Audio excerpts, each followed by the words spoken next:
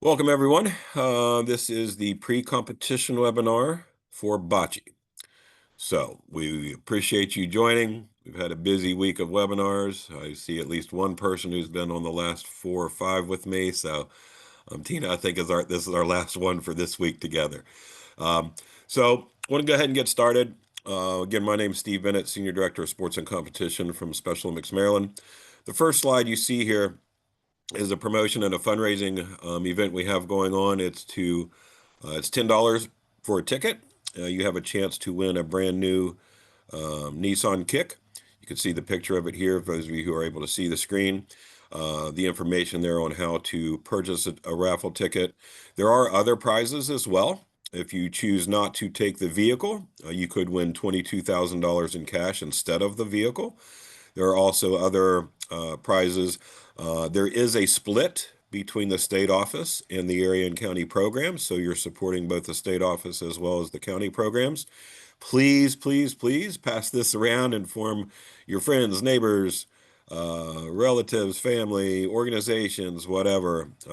It's a really good opportunity to not only promote, but also to do some fundraising. So you do have to be 18 years of age to participate. But again, we appreciate your support and spreading the word, if you will. This is if you want to also promote it in your yard or at your office or things of that nature, you can have one of this graphic here with an H stake that can be put in the yard or the property, whatever. So here's the information here that you can contact us to get one of the signs to put in your yard, etc. Again, really appreciate everyone's support on that. As you did see, the meeting is being recorded, so this slide deck, as long as the recording to this evening's webinar, will be sent to you guys via a link and also posted on our coaches resource page. If you do have any questions throughout the webinar, please use the chat function, and we will be monitoring that throughout the session this evening. And at the end, if we do have time, we may open it up for additional questions.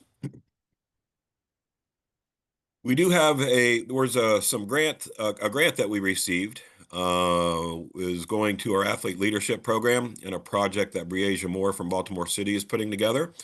This is related to summer games for the sports and competition of the competitors.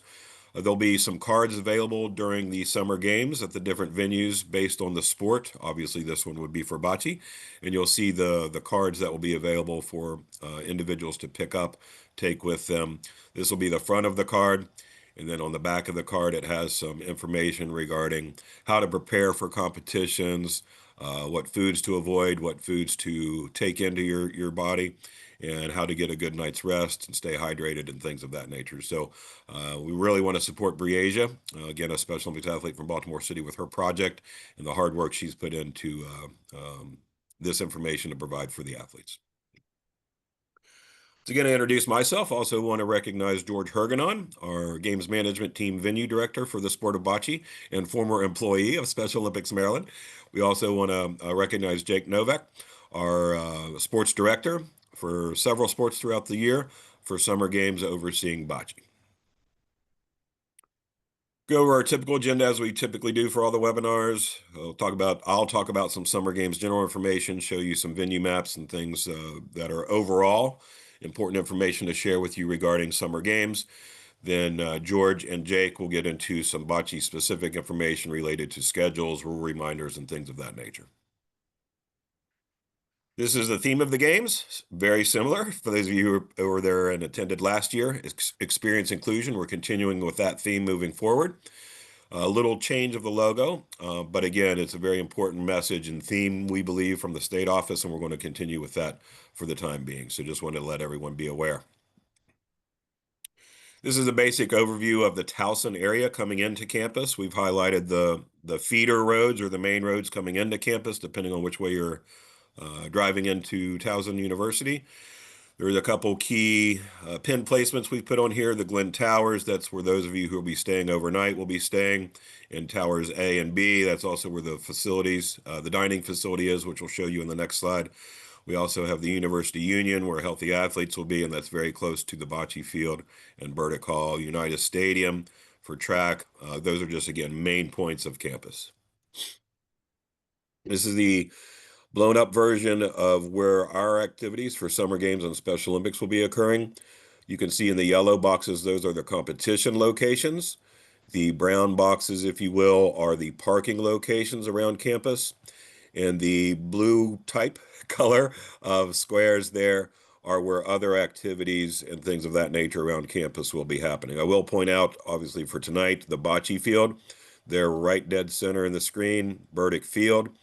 Also want to point out, again, the Glen Complex.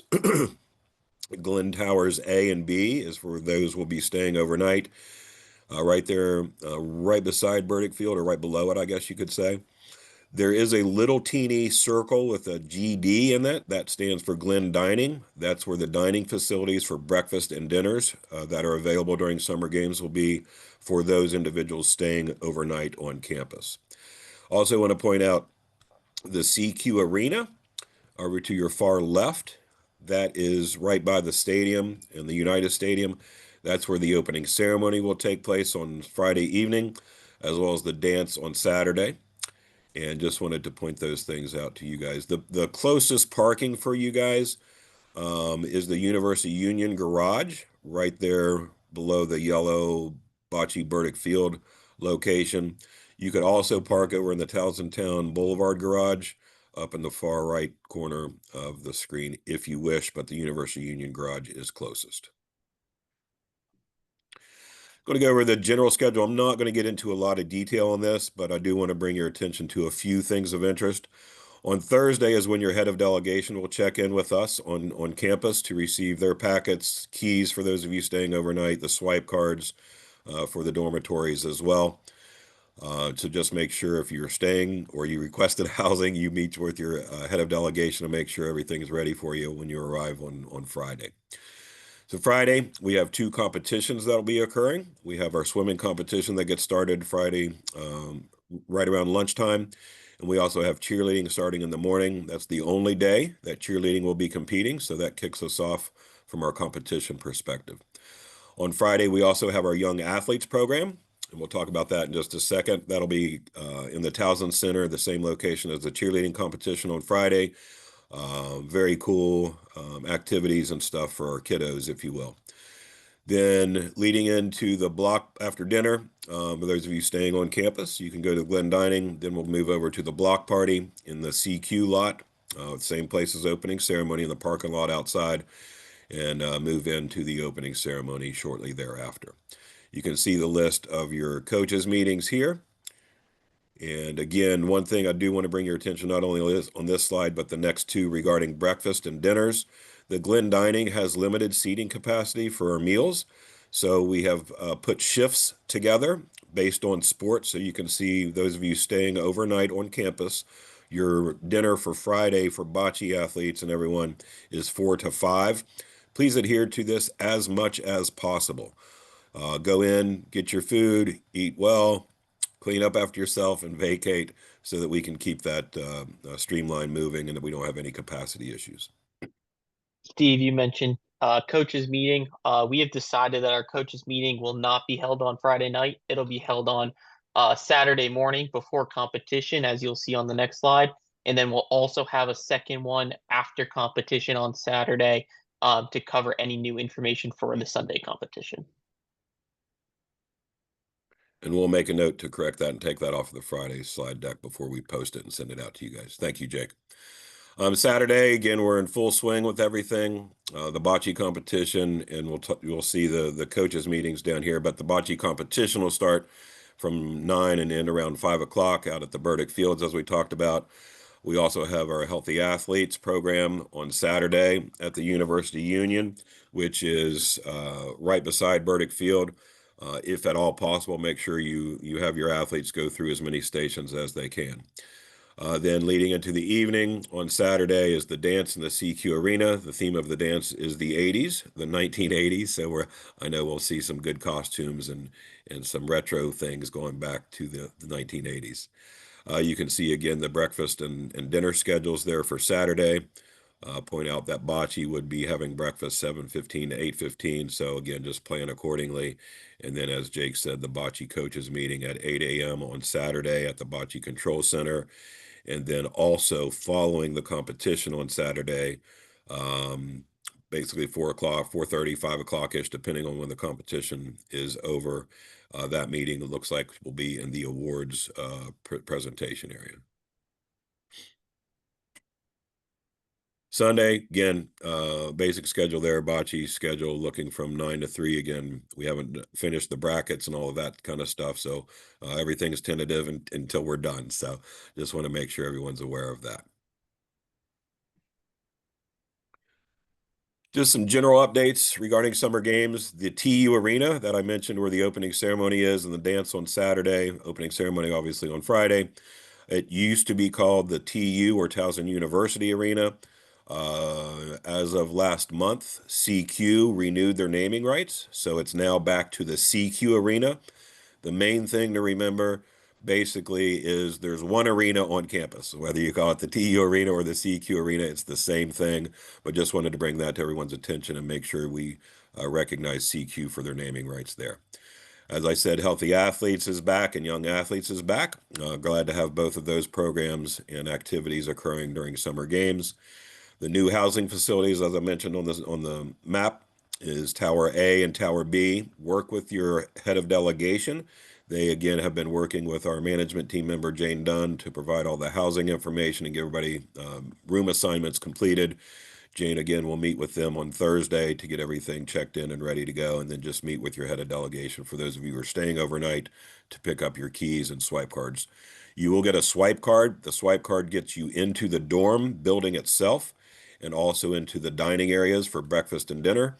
And then the key will actually be a actual key that gets you into your housing room. Breakfast and dinners, as I said, are new. A new location this year, right there by the towers in the Glen Dining facilities versus the West Village villages where they were last year. Talked about Healthy Athletes again, very important program. If you're not familiar with it, please get your athletes there as much as possible. Obviously, we're here to compete, but right along that is the health and safety of our athletes.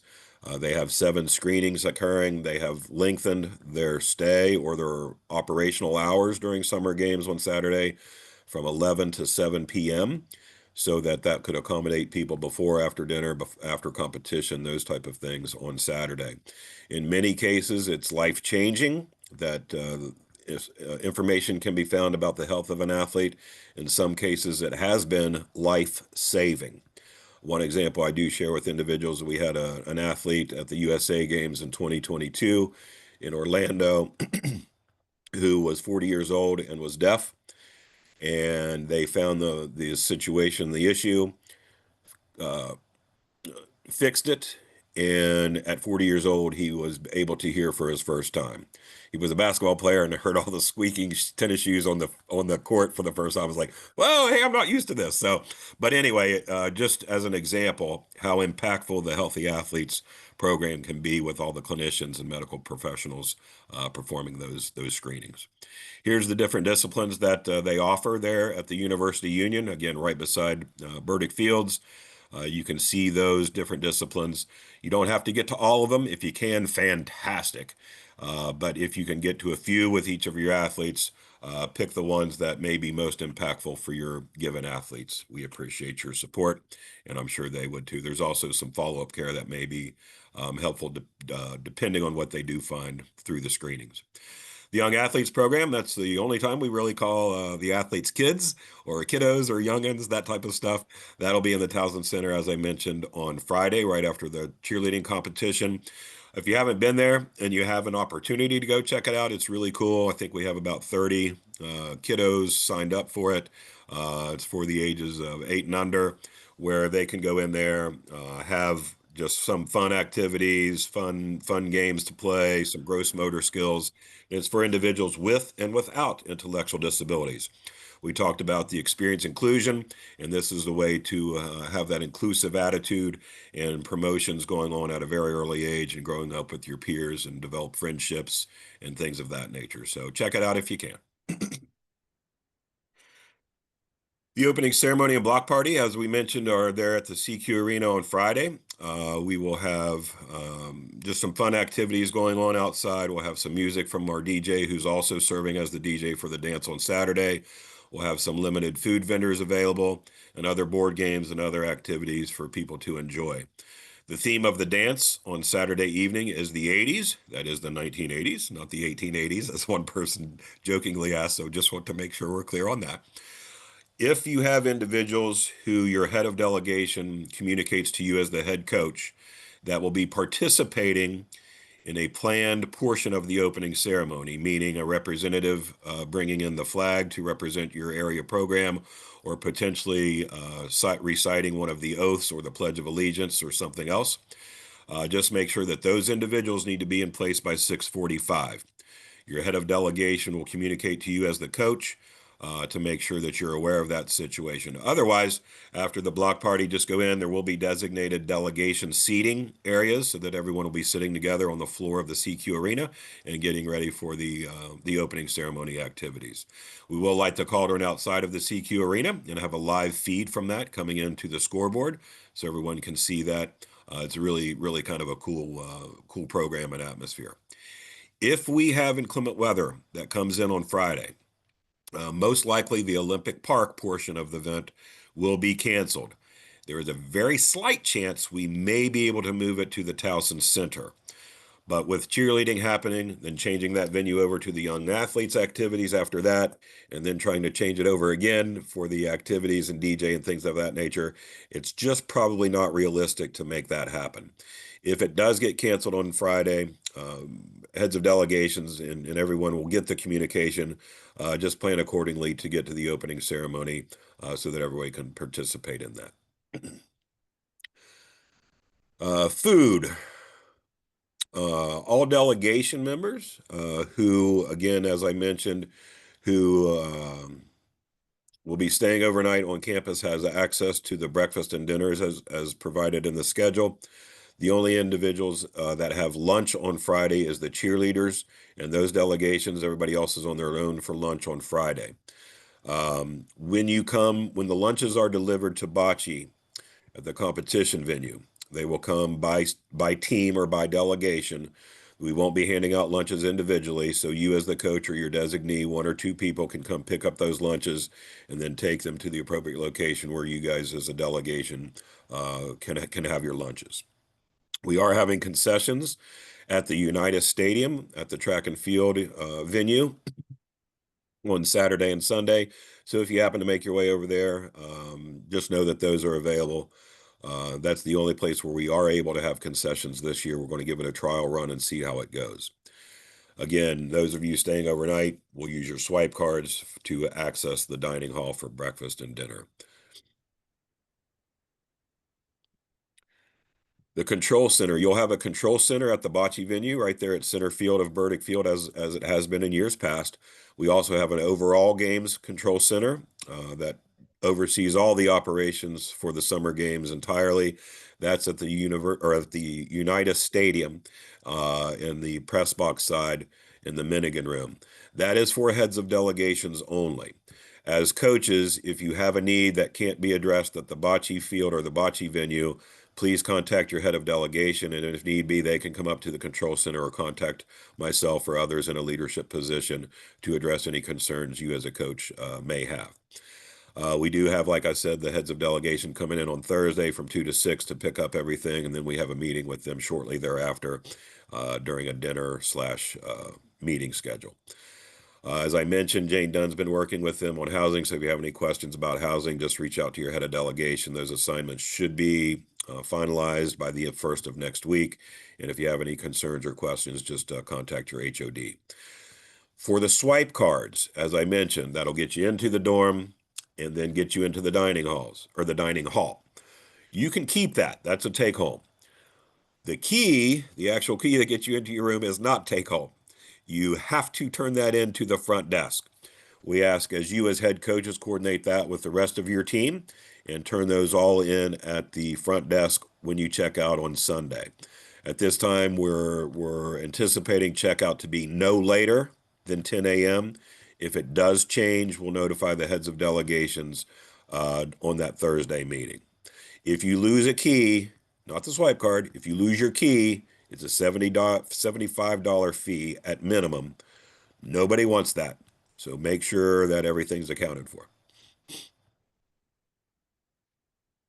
The event guide was posted about 2 weeks ago, or maybe give or take a day or two, on our coach's resource page. Hopefully, everyone's familiar with that. Has been checking it out. I know Jake will be posting some bocce information as well, and that's also where the slide deck and the link to the recording will be as well. So make sure you share that with anybody. It's public knowledge. It's a public website. No passcode or entry fee or anything like that. So that's open to general public, family members, athletes, teammates, anybody else who's interested in what's going on. You may notice on the schedule that you saw here presented a little earlier, from the event guide on the website, there have been a few tweaks to the schedule. Nothing else that I'm aware of has changed. So just know that this schedule on this slide deck is the most updated. We will potentially look to repost the event guide if there's other changes that we think are worthy to be posted. But again, just note that there are some slight differences in the event guide schedule versus what you see tonight. As we know, on the field, that's turf field, and it can be much hotter than generally walking around outdoors. So hydration, hydration, hydration. Make sure you're looking after yourselves, other coaches.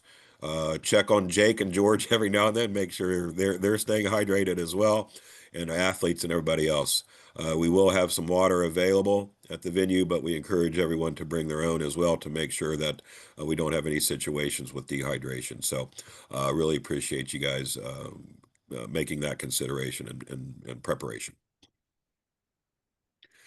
Transportation, not going to go into a lot of detail on this, but I do want you to know that starting Friday, depending on the activities that are occurring throughout the summer games, we will have shuttle buses from Towson University going around campus in a loop.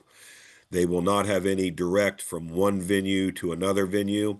They will be making a loop to all key points and activities that are occurring on that given day or that given time as they make their rounds.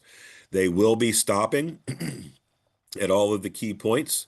And usually it takes about 10 minutes, give or take, for the next bus to hit the next stop. So if you're waiting there and you just missed it, and you say, oh my gosh, I should start walking. Just know that within about 10 minutes, the next bus will be there. We had several people last year start walking, and then the bus passed them. They said, "Oh, I should have just waited," like Steve said. That sucks. So, anyway, just be aware of that. Also, there is no parking fees or tickets or anything like that being given out during the weekend when you guys will be there starting on Friday. But just know that you must park in a designated parking area. Make sure you don't park in any restricted areas. They have signs there indicating so. So just make sure that you park in a valid spot. Don't think anybody from Bocce would be going over to the other side of campus to park, but if you go over there, there is a little loading dock at the bottom of the hill by the United Stadium, across from Lot 6, which is the soccer stadium. If you park in that loading dock, you will get towed. We will have no parking signs there. Please don't do it. No one wants to get towed. The buses that will be going around campus are ADA compliant and accessible. You are also able to stand on the buses going around campus. Not recommended, but you can do that if you choose to do that and it's really crowded. Just please be careful. Not going to hit this, but you can see, as I mentioned, on Friday, Saturday, and Sunday, the buses will be making their loops. They'll be hitting the key points and activities throughout campus during those 3 days. At the end of the opening ceremony, please stay seated with your team. The MC from the opening ceremony will make announcements, and we will be dismissing everyone as delegations. With the exception of people who aren't staying overnight, we'll also let them exit from the top level of the CQ arena. But please stay seated. If people get up and start walking out when they are not called so, it just slows the egress of the venue. It also backs up the transportation parking to get everybody home or to their dorms, things of that nature. So please wait for you to be called, for your team to be called. The bag policy for the opening ceremony. It's not a clear bag policy, but if you bring a bag in, which we ask you not to do, it will be checked. It will also slow the ingress into the facility getting ready for opening ceremony. The one exception to that is if you have a medical bag for an athlete or something of that, that's fine. But otherwise, please leave everything somewhere else. It's just cause for somebody to forget something, and then it comes to loss of found, and then you got to track it down and slowing people coming in, that kind of thing. So, and also empty your pockets as much as possible, maybe keys in a wallet, your credentials, stuff like that. That's all you should really be bringing into the opening ceremony, because there is a metal detector and they will be wanding you. Anything that could be deemed as a weapon will be confiscated. So nobody wants that to happen either. Here's the other next two slides are the slides for Saturday and Sunday transportation. Again, it just hits all the points and just make people aware of that. All points and parking lots as well. Protests. If you feel that an athlete or a rule has been misapplied from an official during the bocce competition, you as the head coach are able to file a protest. And if you feel that has occurred, we encourage you to file a protest. We don't encourage wishy-washy or judgment calls and things of that nature. But if a rule you feel has been misapplied by an official, fill out the protest form. You're only advocating for what you think is right or what you think has occurred that was incorrect. No hard feelings to anybody filling out a protest. You will do that at the games or the bocce control center there at Center Court through George and Jake. They'll gather their sports rules committee, make a ruling. If it is denied and you still feel that you want to appeal that decision, you work with your head of delegation. And if they also agree that they want to move forward by filing an appeal to the denied protest, they will file that with your assistance and turn it into the Games Control Center. But the appeals come from the head of delegation. If an appeal is filed, it usually takes us as the Games Rules Committee 24 hours to 48 hours to rule on that, but we will communicate that with the head of delegation, who will then communicate it with you based on the outcome. Weather. Um, just know that we're looking at the weather. I've said this several times throughout the last couple of days at webinars. We always have people come up to us with their phones and say, "Hey, have you see the weather coming?" Trust me, we have. We monitor that consistently and continually from a couple of days out, and then every day by the hour, that kind of stuff. Not just us, but we also work with Towson University and their event management personnel. We have really good applications that we use and things of that nature. If the situation does arise, we will let you know, and that'll be communicated at all of the different venues and different activities of what's coming and what to do. Um, so again, just be prepared for everything. If we do have lightning or thunder, we'll have to evacuate and wait 30 minutes, pending no additional lightning or thunder claps, if you will. And we will go to the University Union as the shelter place. Know that there are some places there at Burdick where you can do some pop-up tents in the tent city, if you will, or whatever. But know that if we have wind come in and we need those tents to come down, whether it's a family member, you guys as coaches, whatever else, please, please, please don't fight us on it. Take it down. We've had situations in the past where people were adamant that I'm leaving my tent up. You can't tell me what to do. Well, no one wants it to pick up, hurt anybody, or damage any property. So just work with your folks and appreciate your cooperation and support on that. Be prepared as coaches. I'm sure you all will be for any type of weather. It could sprinkle, it could downpour, it could be very hot. Who knows? We might have a cool spell come in. So just again, be prepared for all types of weather. Special Olympics Maryland does not provide sunscreen. We encourage you guys as coaches to work with your families, other coaches, teammates, athletes, to bring your own sunscreen and be prepared for that situation. I get sunburned and it's not a pleasant thing. So just make sure everybody's taken care of in that situation.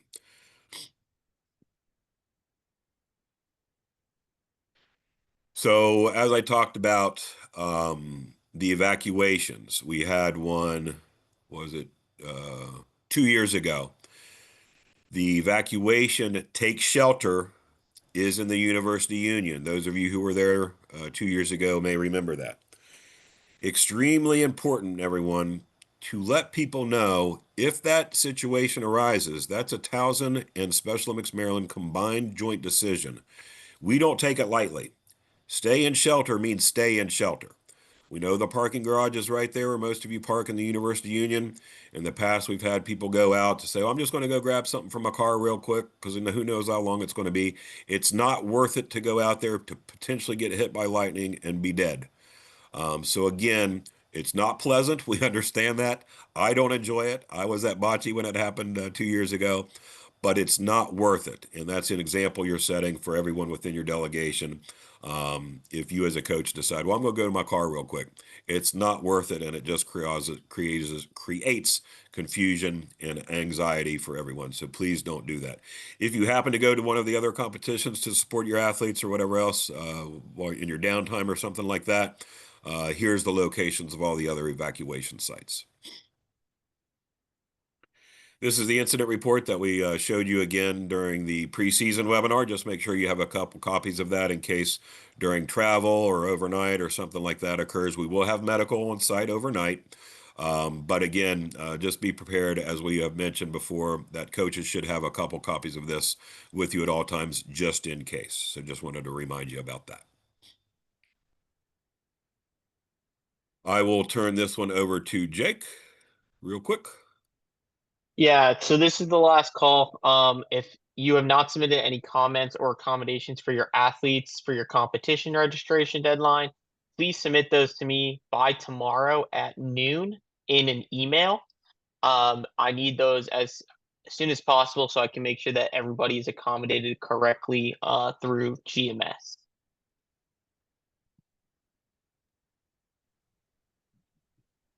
So going straight into some Bocce specific information, we touched upon this earlier. As noted, we will not have a coaches meeting on Friday evening, but we will be having a coaches meeting at 8:15 at the control center on Saturday morning.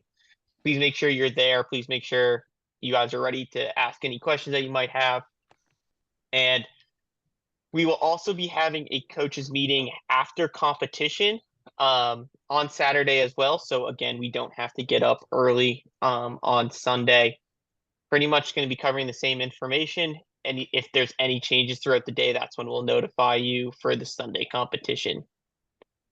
And then on Sunday, competition will be 9 to 4 p.m. For both traditional and unified doubles. So here's our tentative schedule. As I say, tentative, I'm still working on finalizing details. Um, for a general rule of thumb, female singles will have the competition in the morning, then transitioning into male singles throughout midday. There are a few male singles that will have matches before lunchtime. Please make sure you check the schedule accordingly. I think it's only one or two matches based off of the schedule I currently have. But again, just please make sure that your delegation is checking in on those matches. We were planning to use 22 courts. I was able to make the schedule currently work on 20 courts, so that's what we're going to go with for now. And then for Sunday, competition will begin with traditional doubles before transitioning to unified doubles throughout the day. Again, there is a good chance that unified doubles will be competing earlier than midday. So again, please keep a lookout on the schedule for that. We're trying to get in games as soon as possible, so we're not standing there all day waiting for competition to end at 4 p.m. Courts will be open at 8 a.m. each morning for warm-ups for practice if athletes and unified partners wish to do so. And then they'll close at 8:45. There is no sign-up process for this. So if you're out there practicing, you notice that the courts are filled up, some other team wants to come into practice, please just be courteous and let them come practice as well. Don't take too long on the courts as we're trying to get people rotated through to get a practice time if they wish to do so. As Steve mentioned about the breakfast and dinner schedules, it's a little bit flexible, but please make sure you are having your athletes eat before they come to the turf field. And then also please try to stick to your scheduled timing. Steve and everybody else works on that schedule to make it work for everybody's time. So please try to stick with that. Lunch will be served at the field. Your heads of delegations have put in your lunch orders for that. Please make sure you pick those up. As a reminder, there will be no food allowed on the turf field, but we'll cover that again. Here's a quick zoomed in venue map. In the number 1 block area, that's where all of our competition will be held, closest to the parking garage side of the field. Number 2 is our awards area. Awards will be inside this year at our Pause restaurant. So this is a new thing that we are trying out, seeing if it can work. And please, when we send out the survey at the end, please give us your feedback on that as well. Number 3, where the old awards area was, and lunch distribution is just lunch distribution for this year. Area number 4 is the delegation tents. This is like your pop-up tents. This can only be on the grass, so there is a small limited area. So please don't take up too much area, but provide as much shade for your teams as possible. And then the star in the middle of the field is the control center. This is our plan for how courts will be laid out. The spacing may vary, but it will be ADA compliant. On our fence line down at the bottom of our screen, Towson has provided us with bleachers, limited seating, so please feel free to bring your own chairs. Nothing with a single point of contact, a sharp point of contact on the 4 legs. Those camping chairs with the round discs on the bottom are perfect. Anything with the flat rocking chair type of chairs are perfect as well. Our control center and our medical will be located in midfield, and then we'll have courts 1 through 20 laid out. If you're looking at the field from the parking garage, courts 1 will be on your left and courts 20 will be on your right. Hey, Jake, we have had a few questions come in, so just want to give you a heads up on that one. One question was, if a delegation only has double teams and they're not there on Saturday, how do they do about the coaches meeting on Saturday? So I think, well, you go ahead. Yeah, so I will send out an email Saturday evening to all coaches, just touch base on everything that was covered in the coaches meeting, um, Yeah. both for the morning meeting and for the evening meeting, just so if there is any good information that you guys will be aware of that as well. And I think, Michael, that would also be good if you are able to get there a little earlier on Sunday morning, just in case something happens and an email doesn't go out, so you can talk with George and Jake in regards to anything pertinent to be aware of for Sunday. And then I see you're looking at the questions. Jake, you want to hit the Yep. second one? Yeah, I got them all up. Tina, so for the awards area, there is a bunch of room within Pause. We will hopefully be staging the athletes indoors. If not, we will be utilizing the Pause Pavilion. Athletes will be able to take a seat at the picnic tables, and we'll keep them in divisions over there, and then move them inside for awards. And then for Abby, yes, there are going to be half court singles. I believe those are midday on Saturday. I will have to look at my schedule again. But yes, there are half courts. That's it for the questions for now. Thank you, Jake. Yep. We touched base on the location. Burdick Hall, which is close by, is also for the swimming competition if you wish to go view that as well. Parking, the closest parking is in the University Union Garage. You're more than welcome to park in the Towson Town parking garage, but that is a bit of a walk. The University Union Garage provides multiple levels. I definitely recommend going there. And again, no food or drink is allowed within the fence line of the turf field. That is the hard and fast rules set by Towson Campus Rec. They will be enforcing it more than we will be enforcing it, even though we will be enforcing it through our games management team. The only drinks allowed onto the turf field is water. This is including that grass area. So when you get there, you'll see the fence that I'm talking about. Once you pass through that fence gateway, no food or drink besides water. Please keep that regulated throughout your teams. We don't want to have a bad relationship with Towson moving forward. Before I go to the next slide, I do see a few more questions. Yeah, I'll address the event guide. I was just getting ready. I'll put enter or right now. So the event guide is on our coaches resource page. You had a question if somebody couldn't find it. If you go up to the top of our main website, Special Mix Maryland, there's a coaches tab. You'll click on the coach, drop down to the coaches resources. And then when you get to that page, you'll scroll down to the summer games section of that. And that's where you can see the summer games information. And what is pause? It's if you're there at the pavilion, if you're familiar with the outdoor pavilion where we've had the lunch and the awards in the past, it's basically if you turn and you're walking back into the building right from that pavilion, it's right inside that. There's two glass doors. It's a kind of a theater type area. There's a stage already present, and we think it's a really good presentation area for the awards, as well as um, the look element and getting out of the outdoor heat. That we think it'd be a little change there as well.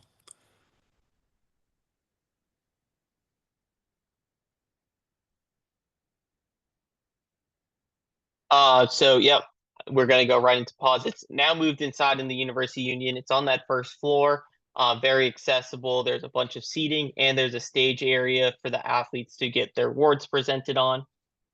As mentioned, the lunches will be distributed from the pavilion outside or inside the University Union. That is something that we will communicate through the coaches meeting early in the morning and get that information out there. And then that looks, yeah, that's all repeat from before. So just make sure that you guys are keeping the space, sharing the space. It's very limited, so allowing other tents to be put up as well. So for our competition area, we are on turf, as mentioned. It's been the same turf for the past however many years. Um, Turf fields are typically 20 degrees warmer than grass areas, so keep that in mind. Make sure your athletes are aware of that. Make sure they stay hydrated.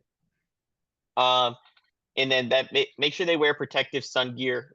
There's not a lot of shaded area during competition. We're looking to provide some shaded area through pop-up tents, but those may be allocated to other areas throughout the competition venues. And then great shaded area for spectators is in the parking garage at the higher levels. They can see the competition really well there. And then for those who have golf carts within your delegation, note golf carts besides mine and George's, which are electric, are allowed on the turf. Any other golf cart allowed on the any other golf cart on the turf will be asked to be removed immediately. That can cause severe damage to the turf if there's leaks or anything like that. So please respect those rules. This is just our general volunteer check-in area at Tiger Plaza. This parking garage off in the distance is the University Union parking garage where we recommend all delegation members for Bocce to park. This grass area is the grass area I was talking about, allowing tents to be set up here. This fence line continues all the way down and around the back of the field. No food or drink is allowed within that fence line. Tents can be extended as far back in this grass area as you want. Please do not put tents on the turf at all. You need to put down some type of special wood that we utilize, so please keep your tents off of the turf. And I think it's really important to emphasize that in years past, those of you who've been there before were able to bring in your coolers and stuff to that grass area. It's a new policy now from Towson, as Jake mentioned, no coolers or anything else other than water inside the fence line. That is including the grass area where you're able to set up some tents. So just be aware of that, and please communicate that to others as well. And then for our lunch distribution area, down this walkway right here is our competition venue. Come on down. Here's the pavilion.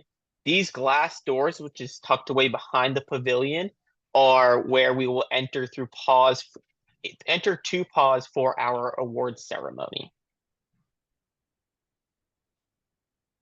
Jay, Jeff, that is a great question. I will do you address want that in to a address minute. Jeff's question Yeah, that I'll just address that popped up? towards the end. Underneath the University Union, this has changed up a little bit, so the picture may not be 100% accurate. There is some shaded area for lunches. There's a bunch of picnic tables and stuff. And then there's also areas to eat within the University Union as well. We will not be staging. There will not be a staging tent for teams. Please have your athletes and teammates to their court 10 minutes prior to the start of the game. This will help us keep on schedule, keep on track. As of right now, our plan is to do a 25-minute game with a 5-minute to 10-minute break in between. If we decide as a games management team to shorten this, we may go down to 20 minutes, just depending on how the schedule is running. Um, Please bear with us as we make those decisions. We're not trying to take away the game times, but we're trying to make sure that everybody is able to play their matches throughout the day. The winner is determined for a player if they get to the points or the most amount of points when the time limit is hit. For singles and doubles, we do not have 4-person team. Singles and doubles, the points are 12, and then the time limit is as mentioned.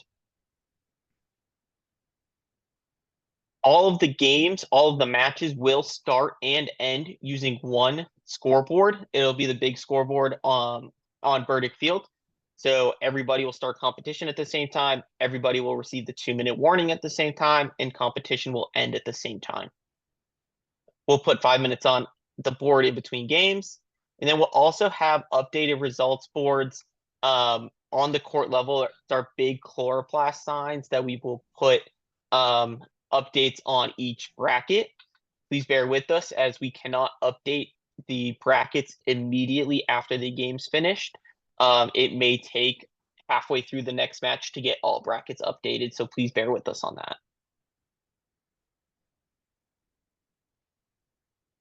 So a couple rule reminders for alternates for our doubles. Players, athletes, and teammates may be activated from an alternate status. They have had to have already been registered in GMS as that to replace a scratch player.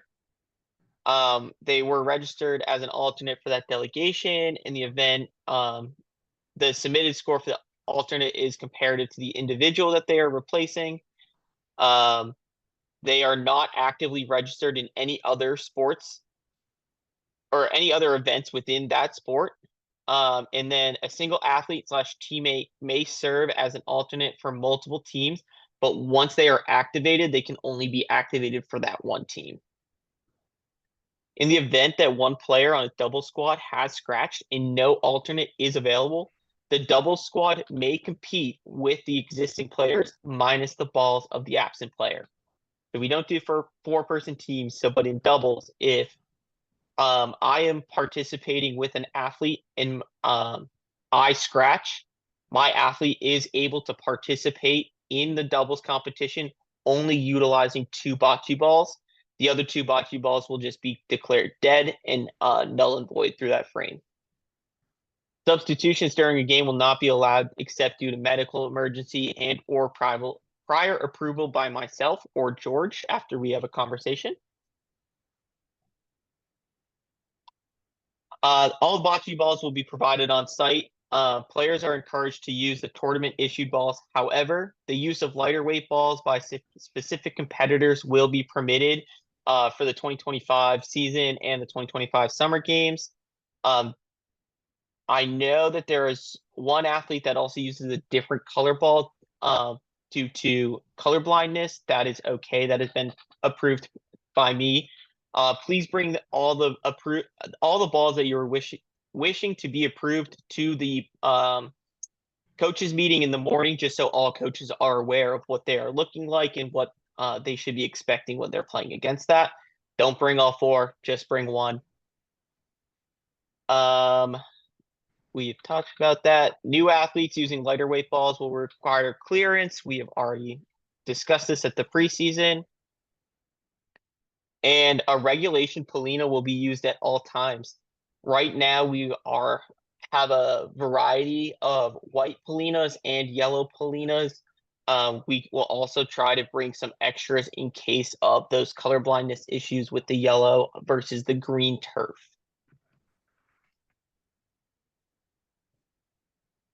So awards will be presented at the completion of each competition division. Divisions are have they do have some game gaps in between each game. We try not to schedule people back to back, but I also try not to schedule people with a game in the morning and then a game at the end of the day, trying to get people in and out within a reasonable time. Please bear with us as we're trying to work through the schedule to make that as simple as possible.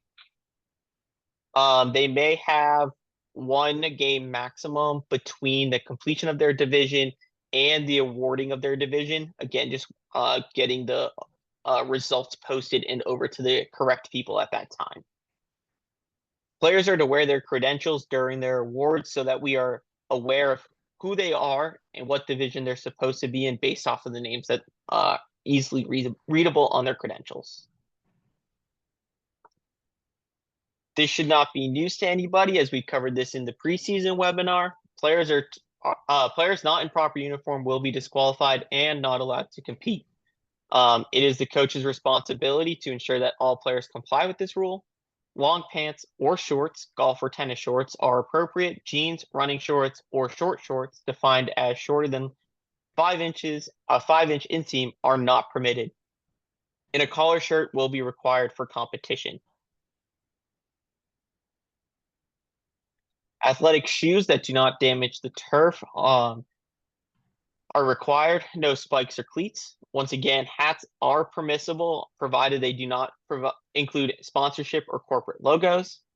Players may not use headphones, cell phones, or other electronic devices during the competition. Players are to either tuck their credential badges into their collared shirt or give it to their coach during the time that they are on the courts. Coaching. Only competing athletes, unified teammates, and designated volunteers are allowed on the courts. Coaches are not permitted on the courts. There will be a coach's line. Once that is determined, we will talk about that during the coaches meeting. Please do not cross that line. Once the official match clock has started, no coaching or instructional assistance is permitted. This rule applies to coaches, spectators, teammates. Teammates may confer with one another prior to stepping into the court. Once the athlete or unified partner is in the court, they are not allowed to be coached by their partners.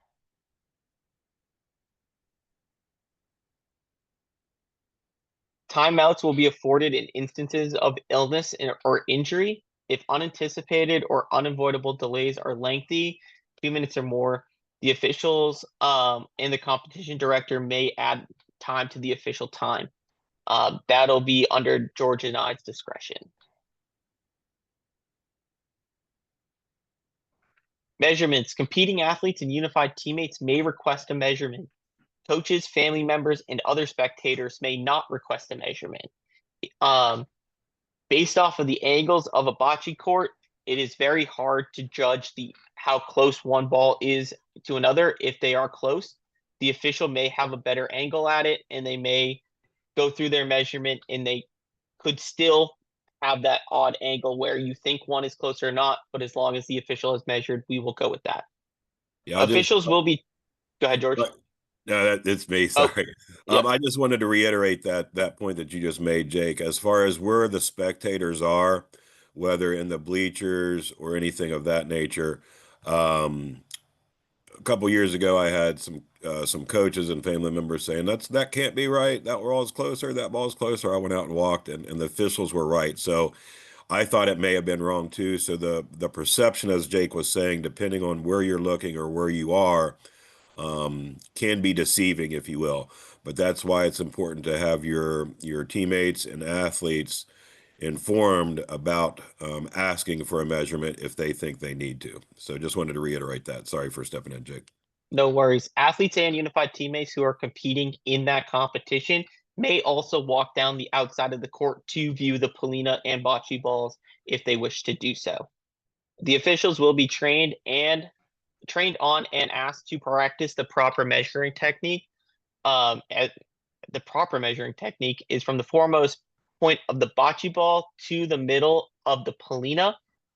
We will be training them on how to do that. As long as they are measuring consistently, they should be getting the same, not the same, they should be getting the correct information each time they are measuring.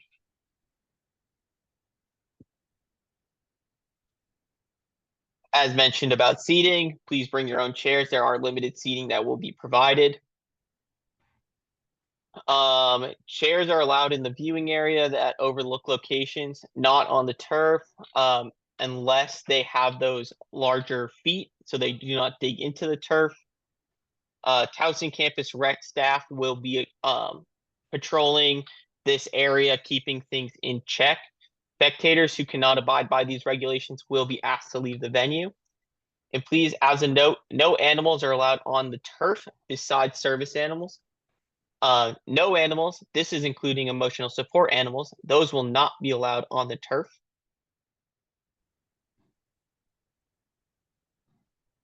Sorry, I'm just reading the question in the chat. If there's athlete with mobility issues, can a volunteer in their delegation assist moving them into position to roll the ball? Well, yes, Abby. Yes, they can assist them to moving the Polina or moving into position to roll the bocce ball. However, the athlete is the one giving the instructions on how to move to roll that bocce ball. The volunteer is not to give instruction onto how you should throw more to the right, you should throw more to the left. If the athlete's using the ramp, the athlete should be the ones instructing how the ramp should be angled and so on and so forth. We talked about this quickly. Protests will be filed at the Bocce Control Center, the big white tent in the middle of the field. Those protests can be filed by head coaches only. They need to be filed within 30 minutes of the match completion. So pretty much until you have one match until the protest, it will be null and void. Protests may be appealed to the Games Rules Committee by the HOD if you do not appreciate the outcome that our Sports Rules Committee has established. Here's a quick view at the protest form. This protest form comes on NCR paper. For those who don't know, it is a white piece of paper on top of a pink piece of paper on top of a yellow piece of paper. You write once, it comes out on all three. The white piece of paper is for you, or no, the pink piece of paper is for you. The white and the yellow copy stay at the control center, and the determination of the protest will be filled out on those, and coaches will be notified.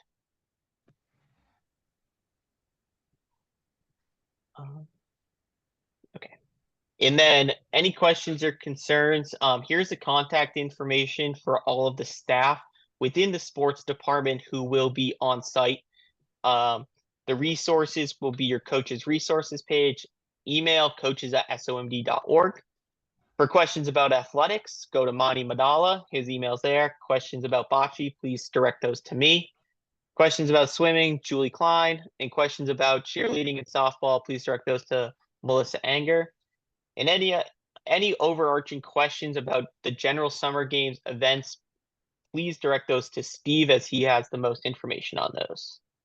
Thank you, Jake. There were two questions that came in. While you look at those two questions, wanted to also you saw that Melissa Anger is continuing to work with Special Mix Maryland through summer games as the senior sports director and overseeing softball and cheerleading.